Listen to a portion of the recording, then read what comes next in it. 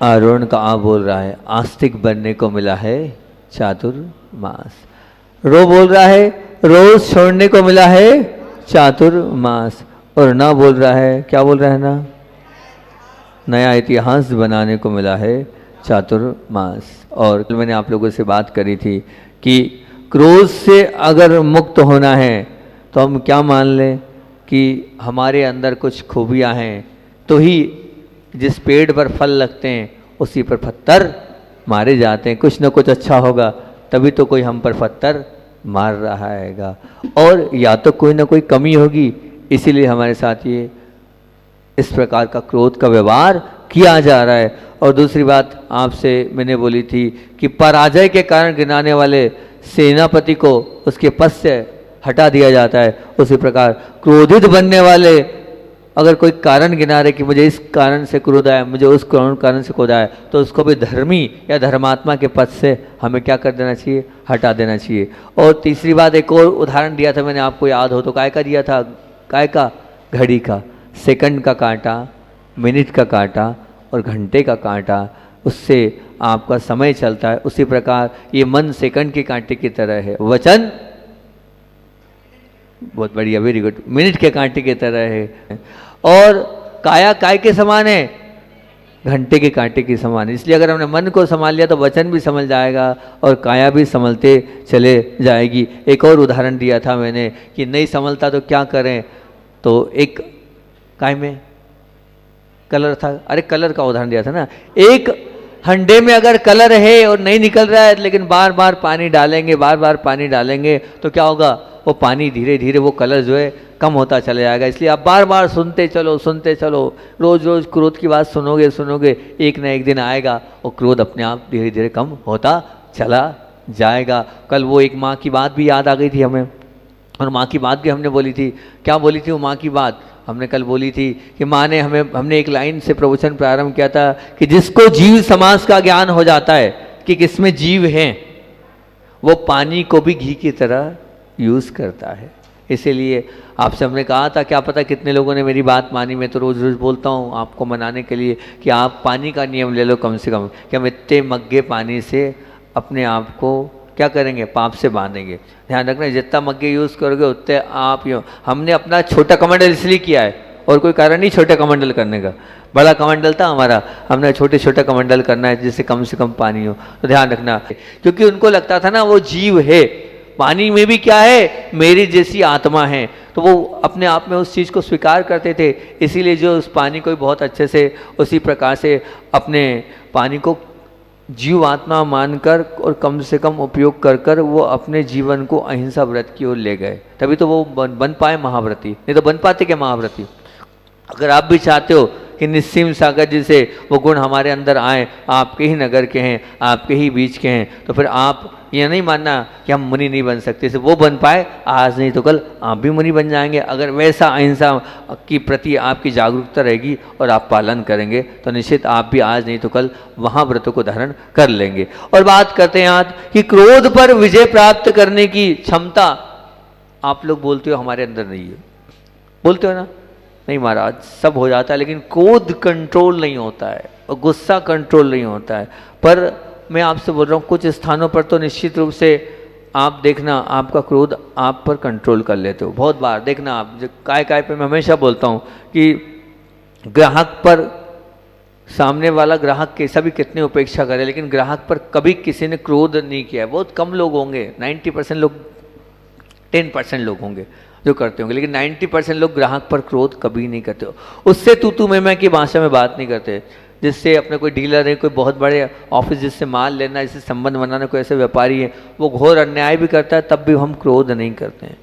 कोई हमारा मित्र है जिससे हमें बहुत प्रेम स्नेह है, उस प्रेम टूट ना जाए इसके कारण उस भय से भी हम पूरी गंभीरता रखते हैं और उस पर भी क्रोध नहीं करते हैं। मतलब क्या वो क्रोध कंट्रोल कर सकता हूं, क्रोध के लिए हमें ये मालूम पड़ जाए कि इससे मुझे नुकसान होगा तो आप क्रोध कंट्रोल कर सकते हो। ऐसा कुछ नहीं है कि क्रोध, जब प्रेम के नुकसान में, प्रेम के भय में आप क्रोध से बच सकते हो, ठीक है ना। क्योंकि आपको लगता है कि नहीं भैया नुकसान के कारण आपको लगता है क्रोध नहीं करना चाहिए, तो यही तात्पर्य है कि हम क्रोध पर तो कंट्रोल कर सकते हैं, हम क्रोध कंट्रोल करना चाहते नहीं हैं। नहीं तो हर स्थान पर क्रोध आना। अगर क्रोध आना एक स्वभाव है, क्रोध आना एक स्वभाव है, तो हर स्थान पर क्रोध आना चाहिए। क्रोध स्वभाव नहीं है, हम अपने हिसाब से क्रोध कंट्रोल करते भी हैं। स्वभाव किसको बोलते हैं? पानी का स्वभाव क्या है? कितने कुछ कर लो शीतल हो जाएगा, वो स्वभाव है, वो चेंज नहीं। ऐसे क्रोध आपका स्वभाव नहीं है, आप परिस्थिति को देखकर क्रोध करते हो। है कि नहीं बात परफेक्ट? मतलब क्रोध करना आप पर डिपेंड है। आप ये नहीं कह सकते क्रोध पर कंट्रोल नहीं हो सकता, ये कोई भी नहीं कह सकता कि क्रोध पर कंट्रोल नहीं है, क्रोध हम कर देते हैं, कर लेते हैं। नहीं, निश्चित मान के चलना, हम क्रोध पर कंट्रोल कर सकते हैं, करते हैं, पर जहां करना चाहिए वहीं करते हैं, हर जगह पर नहीं। जहां करना चाहिए वहीं करते हैं, हर जगह पर हम क्रोध को कंट्रोल नहीं करते। तो इसका तात्पर्य आप ये तो नहीं कह सकते कि हम क्रोध को कंट्रोल में नहीं कर सकते। ये बात तो आपके धराशायी हो गई, ये बात तो आपके स्पष्ट रूप से क्या हो गई, एकदम सीधे सीधे उसको हम कह सकते हैं कि वो आपकी बात गलत है। क्रोध को कंट्रोल कर सकते हैं, हम क्रोध को कंट्रोल करना चाह नहीं रहे। क्रोध को हम अपने कब्जे में ले सकते हैं, लेकिन अपने कब्जे में लेना नहीं चाह रहे हैं। हर परिस्थिति में अपनी मनस्थिति को हम अच्छा बनाने की ताकत रखते हैं, लेकिन हमने इतना उस विषय को लेकर सोचा नहीं, उस विषय को लेकर इतना समर्पित हुए नहीं, उस विषय को लेकर इतनी गंभीरता से विचार नहीं किया, इसलिए अपने आप को हमने क्रोधी स्वभाव वाला बना लिया है, अपने आप को क्रोधी और चिड़चिड़पन स्वभाव वाला बना लिया। ध्यान रखना, यदि स्वार्थ भंग के डर से क्रोध से बचा जा सकता है और प्रेम भंग के डर से क्रोध से क्यों नहीं बचा जा सकता? हमेशा स्वार्थ के कारण आप क्रोध से बचते हो, स्वार्थ के कारण आप क्रोध से बचते हो। तो मेरा कहना यह है, जैसे स्वार्थ के कारण आप क्रोध से बच रहे हो, उसी प्रकार हमारा प्रेम चला जाएगा, उस प्रेम भंग के कारण भी तो आपको क्रोध से बचना चाहिए। आप स्वार्थ से बच रहे हो, उसी प्रकार क्रोध से और प्रेम के डर से भी अगर बच जाओगे तो बहुत अच्छी बात है। ध्यान रखना, इस दृष्टि को अपने आचरण में ले आओगे तो बहुत अच्छी बात होगी। कदम कदम पर, आज का क्रीम कोटेशन, कदम कदम पर मन को समाधान की शरण भूमि पर रखने की कला अगर तुमने सीख ली, क्योंकि जो समाधान कर सकता है वही संकलेश से बच सकता है, जो समाधान कर सकता है वही संकलेश से बच सकता है, और जिसके पास समाधान करने की कला नहीं है वो संकलेश से नहीं बच सकता है। हर परिस्थिति में अपने आपको समाधान के साथ जीना होगा, और आप समाधान से जीते चले जाएंगे तो क्लेश और कष्ट और पीड़ा होगी ही नहीं, क्रोध आएगा ही नहीं। क्रोध को लाने के लिए हमने समाधान ढूंढा नहीं, आप समाधान ढूंढो, हर परिस्थिति का समाधान आपके पास है। ऐसी कोई परिस्थिति नहीं है जिसका समाधान आपके पास नहीं है, हम समाधान ढूंढते नहीं हैं, इसलिए हम क्रोध से और आवेश से अपने जीवन को कर अपने आप को और नीचे की ओर ले जाते चले जाते हैं। तो बस कल इतनी बात मेरी रह गई थी अधूरी, हम तो इतना ही बोल रहे हैं, हमारे वश में है, हम कंट्रोल कर सकते हैं, लेकिन हम कंट्रोल कर नहीं रहे, ये हमारी कमी है, ये हमारा खुद का कहना चाहिए कि लापरवाही है उस विषय को लेकर, और हम उस और आगे बढ़ नहीं रहे। मैंने आप लोगों से प्रवचन का प्रारंभ किया था क्रोध के शत्रुओं पर, और 7 शत्रु पर बात करी थी, और अभी तक 4 शत्रु बोल दिए। अगर आपको 4 शत्रु याद है तो सबसे पहला शत्रु मतलब हमारा दुश्मन को हम 7 तरीके से विजय दिलाते हैं। सबसे पहला क्या बोला, किसी को याद है? चेहरा। क्रोध करेंगे तो अपना चेहरा बिगड़ जाएगा, और सामने वाला चाहता है कि आपका चेहरा बिगड़ जाए। दूसरा, वेरी गुड, बहुत अच्छा, लोग सुन रहे हैं, मुझे अच्छा लग रहा है कि एक जना बोल रहा, बाकी सब लोग नहीं सुन रहे, कोई दिक्कत नहीं है। कि क्रोध करोगे तो क्या सामने वाला चाहते हैं आप सतत दुखी रहो, आप सतत दुखी रहोगे। तीसरा, वेरी गुड, बहुत अच्छा, वेरी गुड, बहुत अच्छा लगा कि तीसरा मैंने बोला था, क्रोध करेगा तो सामने वाला चाहता है हमेशा भयभीत, क्योंकि क्रोध करने वाला सदा भयभीत रहता है। चौथा, नहीं, उसी में लिया था मैंने कि क्रोध करोगे तो आप ध्यान रखना, धन सबसे पहले धन पे डाका जाता है, निर्धन बनता है क्रोध करने वाला। क्रोध रहेगा तो निर्धन बनेगा ही बनेगा, तो सामने वाला चाहता ही आप गरीब बनो। अब आज 5वीं बात कर रहा हूँ, 5वें नंबर की बात कर रहा हूँ कि आपका शत्रु, आप 5वें नंबर से कैसे प्रसन्न है। क्रोध करने वाले व्यक्ति की कीर्ति धूल में मिल जाती है, मतलब अपयश का भागी बनता है वो। आज तक क्रोधी को कोई ने नहीं कहा कि भैया यश का भागी बनाओ। बता दो कोई क्रोधी यश का भागी बना है? तीन काल में क्रोधी यश का भागी नहीं बनता है, निश्चित मान के धरना। क्रोध ने हमेशा अपयश ही कराया है। क्रोध के माध्यम से हमेशा वाहवाही नहीं मिली है। कोई ने क्रोध करने वाले को पीठ ठोका नहीं है, नहीं, निश्चित मान के चलना उसको अपयश का भागा, अपयश का अभागा उसके माथे पर ही फूटा है। जैसे घर में या गली में या गांव में या शहर में, कहीं भी, चाहे उद्यान में, चाहे जंगल में भी ले लो, चाहे कहीं भी ले लो, राज्य में ले लो, देश में ले लो, कहीं भी ले लो, वो जो आग लगी, वो आग जहाँ लगी, जिस स्थान पर लगी, उस आग को किसी ने प्रशंसा का पात्र कहा है? अरे बहुत अच्छा लगा, आग लग गई, बढ़िया रहा, मामला निपटा। कहीं कोई गांव में आग लग गई, कोई घर में आग लग गई, कहीं दुकान में आग लग गई, कोई मकान में आग लग गई हो, हैं, कहीं खेत में आग लग गई हो, बोलो तो सही। किसी ने आग से कहा बहुत बढ़िया, शानदार मामला रहा, वेरी गुड, ताली बजे, ताली बजे। आग लगते हुए कोई ने ताली बजी ऐसी? कोई एक आध कि हाँ किसी का घर जल रहा था, मैं ताली, मेरे ख्याल से अगर आप धर्मात्मा हो तो कहीं भी आग लग रही है तो आप ताली बजाओगे नहीं, बस ध्यान रखना उसकी कभी प्रशंसा नहीं करोगे। या उसी प्रकार से निश्चित ये मान के रखना उस आग के भाग्य में अपयश ही लिखा है, उस आग के भाग्य में अपयश का ठीकरा ही फूटता है, अपयश के अलावा उस आग को कुछ नहीं मिलने वाला, निश्चित ध्यान रखना। उसी प्रकार से परिवार में, जाति में के बीच, सज्जनों के बीच, सुबह हो, दोपहर हो, शाम हो, कभी भी हो, किसी बीच भी हो, अगर आपने क्रोध किया है तो क्रोध जो है वो प्रशंसा का पात्र नहीं बनता। ऐसे आग को कभी प्रशंसा नहीं मिलती, ऐसे क्रोध को भी कभी प्रशंसा नहीं मिलती है, वो हमेशा निंदा का पात्र ही बनता है। ये निश्चित मान के चलना, ये होगा ही होगा। इसलिए, और दुश्मन तो चाहते ही आपका, दुश्मन तो चाहते ही आपका कि आपकी प्रशंसा ना हो, आपकी तारीफ ना हो, आपको सब वाह वाह ना करे, सब आपको अच्छा नहीं बोले, बस आप सबकी नज़रों में नीचे गिर जाओ और आप सबके बीच में जो है ऊपर नहीं उठ पाओ। बस क्रोध, आपका दुश्मन चाहता ही है कि आप क्रोध करो और सबके बीच में क्या हो जाओ, नीचे गिर जाओ। वो कार्य ये क्रोध कराता है। सबसे बड़ा आपके यश पर आपको अपयश के गड्ढे में ढकेलने वाला है तो वो क्रोध है। जो क्रोध करता है उसकी यश कीर्ति का उदय न हुआ है न होगा। सब लोग चाहते हैं ना कि पूरे लोग मुझे चाहें, सब जगह मेरा नाम हो, सभी जगह मेरे उस नाम से मुझे पहचाना जाए। तो ध्यान रखना आप आपके जीवन में क्रोध मत करना, क्योंकि जो क्रोध करता है उसको तीव्र अपयश कीर्ति का उदय आएगा, तीव्र अपयश कीर्ति का बंद होगा। क्रोध के कारण ऐसा अनुभाग डलेगा कि आप चाह कर भी, आप अच्छा कर रहे हो, बहुत अच्छा कर रहे हो, और बहुत अच्छा करने के बाद भी आपका ये रहता है कि मैं इतना अच्छा कर रहा हूँ, उसके बाद भी लोग मुझे अच्छा नहीं बोल रहे हैं, मेरे लिए तारीफ नहीं कर रहे हैं, मेरे लिए ताली नहीं बजा रहे हैं, मेरे लिए कोई पीठ नहीं ठोक रहा है, मेरे लिए वाह नहीं कर रहा है, इतना अच्छा करने के बाद भी। भैया क्या करें, आज अभी तो तुम बहुत अच्छा कर रहे हो, लेकिन यश कीर्ति का उदय नहीं है।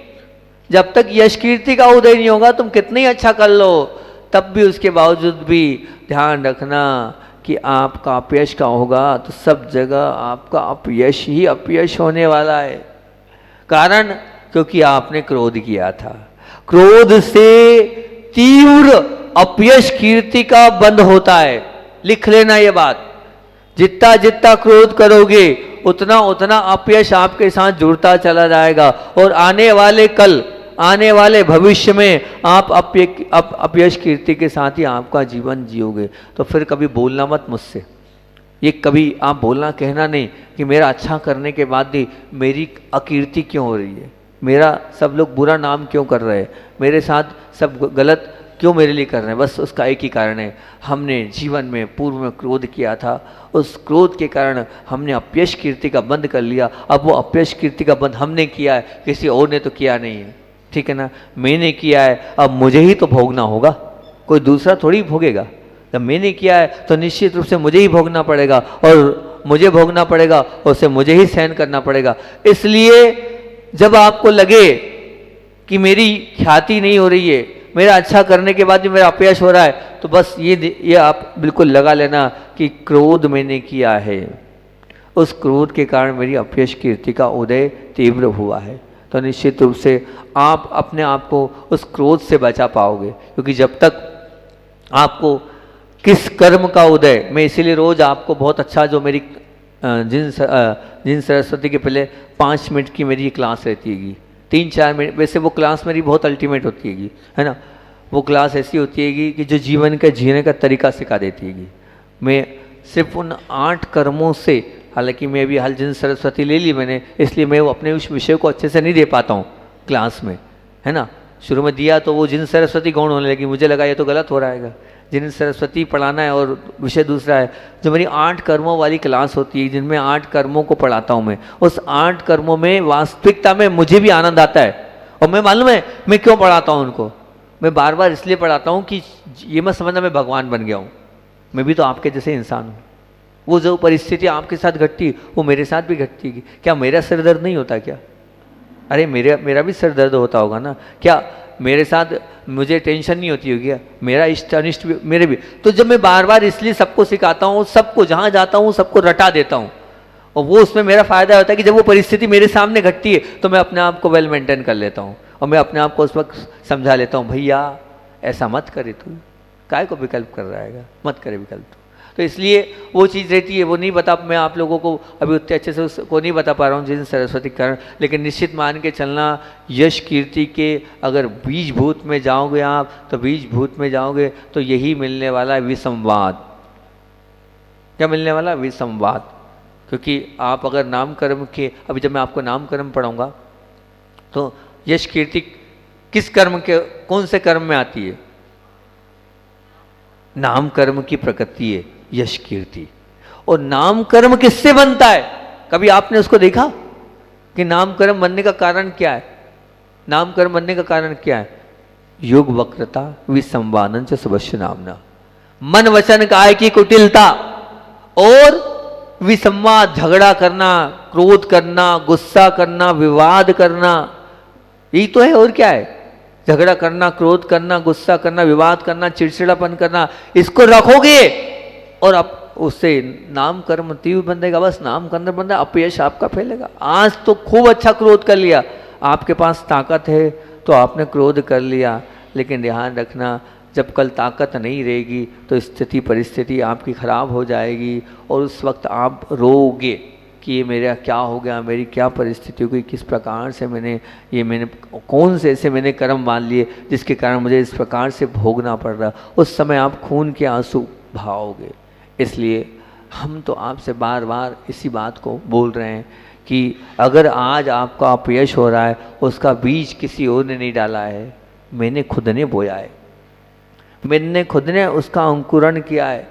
मैं खुद बार बार चिड़चिड़ापन करके उसमें पानी डाल रहा हूँ, मैं बार बार आवेश में आकर खाद डाल रहा हूँ, मैं बार बार उसमें अपने मन को खराब कर कर के क्या कर रहा हूँ, और उस वृक्ष को बढ़ाता चला जा रहा हूँ। और फिर बाद में जब अपयश फैलता है तो हमें लगता है मैंने किया नहीं, लेकिन फिर भी मेरा अपयश क्यों फैल रहा है, मेरा अपयश क्यों हो रहा है? तो उस अपयश का कारण यही है कि उसके बीज भूत में मेरे जीवन में क्रोध था, आवेश था, चिड़चिड़ापन था, बात बात में लेकर मैं नाराज हो जाता था और मैं दूसरों को स्वीकार नहीं कर पाता। ध्यान रखना, समस्त तनावों का अगर मूल है तो वह है असहयोग और अस्वीकार।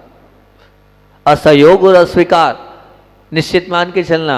और क्रोध को जन्म देने वाला अगर भूमि में है असहयोग, आप जब असहयोग वाली भूमिका अपने जीवन में लाते हो और अस्वीकार वाली भूमिका जब लाते हो तो निश्चित रूप से वो क्रोध तो आता ही चले जाएगा। और मैं तो इतना ही बोलता हूँ कि क्रोध, जैसे भी मैंने आँख की उपमा दी ना, क्रोध को गाय की उपमा दी, ऐसे क्रोध बिजली जैसा होता है। कैसा होता है? कैसा होता है बोलो ना? क्रोध बिजली जैसा होता है। जहां बिजली गिरती है, जिस पर बिजली गिरती है उसको जलाकर भस्म कर देती है बिजली। जहां बिजली गिरती है, जिस पर गिरती है, समाप्त, वो स्थान समाप्त हो जाता है। क्रोध बिजली की तरह है, आकाश में गिरने वाली बिजली की तरह ही है। जैसे बिजली की कोई प्रशंसा नहीं करता, कोई ऐसा है कि बिजली की प्रशंसा करता हो? बता दो कोई एक आध प्रशंसा करता हो? कोई भी बिजली की प्रशंसा नहीं करता। इसलिए ध्यान रखना, क्रोध जहाँ गिरता है। और बता दूं, क्रोध में ऐसा है कि वो जो बिजली गिरती है तो खुद भी टूटती है, सबको तोड़ देती है। कि हम चाहते हैं तो क्रोध को कंट्रोल कर सकते हैं, और हम जहाँ चाहते हैं वहाँ हम क्रोध को कंट्रोल कर लेते हैं। जहाँ हमें लगता है कि हमें यहाँ क्रोध को कंट्रोल करना है, हम वहाँ क्रोध को कंट्रोल कर लेते हैं। ताकत नहीं है कोई मजबूत व्यक्ति है जाए उससे आप गुस्से से बात कर लो, करके बता दे। कोई दमदार व्यक्ति उससे कोई करके बता दे, हाथ पैर तोड़ देगा वो तुम्हारे, वो कहीं का रहने नहीं देगा। गुस्सा आ रही है, इतनी गुस्सा भर रही है अंदर कि इच्छा हो रही है कि उसके टुकड़े टुकड़े कर दूँ। कभी कभी ऐसा होता है कि इतनी अंदर से गुस्सा भरी होती है कि उसको तो सही में ऐसा कर दूं मैं, लेकिन क्या करें, करने जाएंगे तो अपने टुकड़े टुकड़े हो जाएंगे। तो क्या तात्पर्य क्या है, हम कर सकते हैं गुस्से को कंट्रोल, क्योंकि क्या हुआ, वहाँ हमें भय है, वहाँ हमें डर है। तो यही तो हम कह रहे हैं, ये ज्ञात भाव नहीं हुआ क्रोध। हम जो क्रोध कर रहे हैं वो क्या कर रहे हैं, ज्ञात भावों से क्रोध कर रहे हैं। और जो व्यक्ति ज्ञात भाव से क्रोध कर रहा है, इसका तो तात्पर्य सीधा सच्चा यही है कि हम ज्ञात भाव से क्रोध कर रहे हैं, तो ज्ञात भाव से किया होगा पाप का तीव्र परिणाम हमें भोगना होगा। और हमने तीव्र परिणाम के साथ अगर ज्ञात भाव से किया है तो आने वाले समय में इस प्रकार से हम उसको भोगेंगे कि आप निश्चित मान के चलना कि हम उस समय हमें लगेगा जरूर, उस समय हमें लगेगा जरूर ये मैंने नहीं किया है, ये मेरे माध्यम से नहीं हुआ है, ये क्यों मुझे इस कर्म का फल मिल रहा है, मैंने ऐसा क्या किया है। पर एक बात बहुत अच्छी बताऊं मैं आपको, बहुत अच्छी बात बता रहा हूं, सुनो ध्यान से। याद आ गई आपके पुण्य से, वो बात आप लोगों के बीच में शेयर कर रहा हूं कि अगर आप सम्यक दृष्टि हो सब लोगों बड़े अच्छे लोग यार, सबके सम्यक दृष्टि में रोज सुबह जाता हूँ, पढ़ाता हूँ वहाँ, सो रोज पूछता हूँ गुण स्थान बोलो, 1 2 3 4 14 गुण स्थान हो गएंगे। आधे लोग तीसरे वाले हैं, कुछ पहले वाले हैं, बड़ी मुश्किल से चौथे वाले हैं, और कुछ बच्चे 5वें वाले हैं। कुछ बच्चे हमारे 5वें के बन गए हैं, कुछ चौथे कहेंगे, कुछ पहले वाले, कुछ तीसरे वाले, यहाँ भी और वहाँ भी। पहली बात तो महाराज जी आप क्या बोल रहे हो, कौन से गुणस्थान वाले? हम गुणस्थान ही नहीं मालूम क्या होता है, आप कहाँ लफड़े में पढ़ा रहे हो? तो आप रोज सुबह सोच पे हमारे साथ आओ, अब सुबह सोच में साथ चलोगे तो आपको गुणस्थान समझ में आएगा कि गुणस्थान क्या कहलाता हैगा। अच्छा चलो हम पूछ लेते हैं, क्यों भाई गुणस्थान किसको बोलते, कोई बताएगा? एक आध जना अपने गुणस्थान किसको बोलते हैं? कोई एक आध सोच वाली टीम वाला कोई है? गुणस्थान किसको बोलते हैं? अपने। बहुत बढ़िया, वेरी गुड, बालक ने उत्तर दे दिया। अपने परिणामों की स्थिति को गुणस्थान बोलते हैं। क्या बोलते हैं? गुणस्थान किसको? अपने परिणामों की स्थिति को गुणस्थान बोलते हैं। और उन गुणस्थानों को हमने सिखाया, शॉर्ट एंड स्वीट में इतनी बात रख देता हूँ क्योंकि वास्तविकता में गलती तो मेरी है, आप लोग कोई चलते नहीं हो सोच में मेरे साथ। चलो तो आपको गुणस्थान याद कराऊँ, अभी 4 गुणस्थान तक बता देता हूँ। पहला गुणस्थान जो देवशास्त्र गुरु को नहीं मानता है वो मिथ्या दृष्टि। दूसरा गुणस्थान जो ऊपर से नीचे गिरता है। तीसरा गुणस्थान जो देवशास्त्र गुरु को भी मानता है और अन्य देवी देवताओं को मानता रहा है ना, इधर भी पाऊँ और उधर भी पाऊँ, ठीक है ना। नाम नहीं ले रहा हूँ, अभी बहुत सारे लोग सुन लेंगे, हमारा यहाँ एक पेटेंट है ना, वो नाम बोल देते हैं, हम सब समझ जाते हैं मतलब कौन से गुणस्थान वाले वो, ठीक। चौथा गुणस्थान जो देवशास्त्र गुरु को मानता है। तो अब क्या बोल रहा हूँ सुनना, अगर आप देवशास्त्र गुरु को मानते हो तो आप चतुर्थ गुणस्थानवर्ती हो गए, ठीक। अब अगर आप चतुर्थ गुणस्थानवर्ती हो गए, पहले बताओ हो या नहीं हो? सब हो पक्का? ये माता देवशास्त्र को लेकर कहीं नहीं टिकता है, बोलो ना हाँ या ना है? सिर्फ देवशास्त्र गुरु के आगे, मात्र अरहरनाथ बाबा के आगे टिकता है ना, और कहीं तो नहीं टिकता, ठीक है। तो अगर आप अरहरनाथ बाबा के सच्चे भक्त हैं, पक्के भक्त हैं, तो चतुर्थ गुणस्थान वर्ती हो गए। अब सुनो ध्यान से काम की बात, अगर आप सच्चे में चतुर्थ गुणस्थान के वर्ती हो तो आप कितना ही कुछ कर लो, कितना ही कुछ कर लो, तो कितने कुछ कर लोगे तो अंतः कोड़ा कोड़ी से अधिक कर्म का बंध नहीं होगा। कितना कर्म, ये सिखा रहा हूं, थोड़ी सी आगम की बात। अंतः कोड़ा कोड़ी, कितना? अंतः कोड़ा कोड़ी से अधिक बंद नहीं होगा, अधिक से अधिक बंद होगा तो अंतः कोड़ा कोड़ी, इससे अधिक आपको बंद नहीं होगा। कितना ही गुस्सा कर लेना, अंतः कोड़ा कोड़ी बंद होगा, है ना। अंतः कोड़ा कोड़ी किसको कहते हैं? कोड़ा कोड़ी के अंदर, उसको अंतः कोड़ा कोड़ी बोलते हैं। ठीक, बहुत कम है ये, कोई बहुत बड़ा नहीं है अंतः कोड़ा कोड़ी। सागर में होता आएगा। और सबसे ज्यादा कितना हाईएस्ट कितना आएगा किसी को मालूम है? मोहिनी की सरकार कितनी बढ़िएगी?